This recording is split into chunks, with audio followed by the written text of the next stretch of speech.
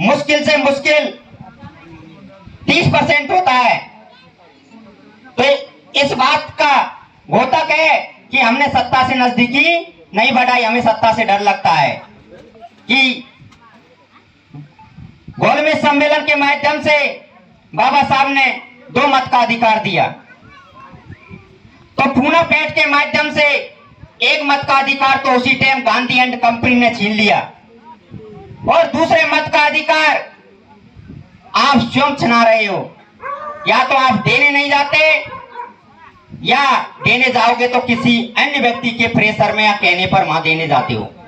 तो आपके पास दोनों मतों के अधिकार अब छिन चुके हैं। बाबा साहब ने अपने 4 बच्चों की कुर्बानी के माध्यम से आपको एक बहुत बड़ा हथियार दिया। लोकतंत्र में वोट का अधिकार, उस वोट के अधिकार को आपने प्रयोग में नहीं लिया। क्यों? क्योंकि हमें तो सत्ता से डर लगता है। 1968 की बात है, गाजियाबाद में एक सभा चल रही थी। राम मनोहर लोहिया जी की पार्टी थी, सोशल जस्टिस पार्टी।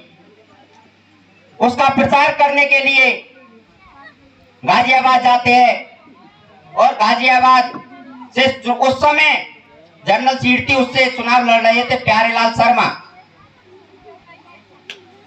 तो राम मनोहर लोहिया जी ने उस सभा में बैठे हुए हमारे साथियों से पूछा कि आप क्यों नहीं चुनाव लड़ लेते, आप क्यों नहीं चुनाव लड़ लेते। तो हमारी स्थिति को हमें सब पता है। तो हमारा जवाब, अरे साहब हम कहां चुनाव लड़ने लायक हैं।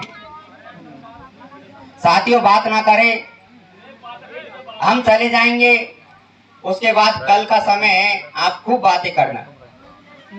तो 1968 में जब राम मनोहर लोहिया जी ने सभा में पूछा हम जैसे साथियों से, तो हम जैसे साथियों ने जवाब दिया, अरे साहब हमारी कहां बस की, हम क्या चुनाव लड़ेंगे। जबकि बाबा साहब ने संविधान लागू हुआ उसी दिन से रानी के पेट की नसबंदी कर दी, लेकिन हमारे जवाब नहीं बदले। क्यों नहीं बदले? क्योंकि हमें सत्ता से डर लगता है। हम शासक जमात नहीं बनना चाहते।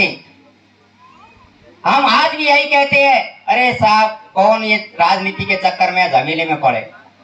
अरे राजनीति वो सत्ता की चाबी है जिससे विकास के समस्त ताले खुलते हैं। तो उस चाबी को अपने हाथ में लीजिए, और राजनीति का गलियारा समाज में होकर निकलता है। राजनीति का गलियारा समाज में होकर निकलता है। इसलिए मैं हाथ जोड़कर निवेदन करता हूं, अपनी समाज को एकत्रित कीजिए और सत्ता की चाबी को अपने हाथ में लीजिए। आपके समस्त सुख दुख दर्द है वो अपने आप स्वतः ही समाप्त हो जाएंगे।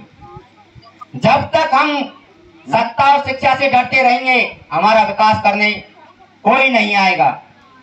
ना ही बाबा साहब आ सकते, ना ही ज्योतिबा फूले जी आ सकते, ना ही कोई अन्य दिव्य शक्ति हमारा विकास करने के लिए आएगी। जब तक हम शिक्षा और सत्ता से नजदीकी नहीं बढ़ाएंगे, तब तक हमारा विकास अवरुद्ध है। कभी भी हमारा विकास के रास्ता नहीं खुल सकता।